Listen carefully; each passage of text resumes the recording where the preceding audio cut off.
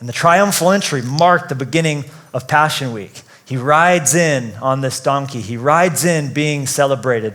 What does he do when he gets into the city? Well, he goes straight into the temple area that he had scouted out doing recon work the day before. That he had just come in and seen it, then he left. Now as he comes in, what does he do? After he cleanses, after he yells at this fig tree, what does he do?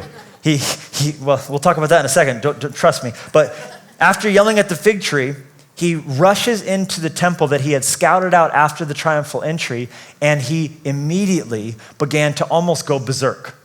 We didn't read it, it was in between the passages, but he made a whip and he starts getting Indiana Jones all up in this thing on the Last Crusade. I mean, it's literally like the best way I can exegete the text is to describe him as Harrison Ford in his prime, right? Snakes, I don't like snakes, right? He starts cracking a whip and flipping over tables and driving the money changers out and yelling about how his father's house was supposed to be a house of prayer for all nations.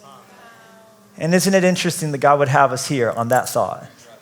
During a week when our nation is just almost like being ripped apart at the seams. And the tensions of one race thinking it's superior to another when we've all been created out of dust and made in the image of God. And God has a heart for all nations to render him worship, all nations to receive from him, a house of prayer for all nations. And to think about one race thinking it's superior to another, one race. And that was ironically what was happening. You had other nations being treated badly. There was in the temple area a place called the Court of the Gentiles where God had, even within the Old Testament law, which was a shadow of what was to come, even there he had given provision for people from any nation, any tribe, any tongue to approach and learn that they could worship God too, and that they could present a sacrifice. But it had been distorted. It had become a thing that there were people taking advantage of that desire. And they were ripping people off by charging exorbitant exchange rates to take their currency from Ethiopia or whatever country it was and to exchange it over to the temple currency. And so they would get an upcharge on that. But then they had also this other game going on where people would bring a lamb or bring an animal to be sacrificed and they would say, oh, you're going to give God that? It's blemished.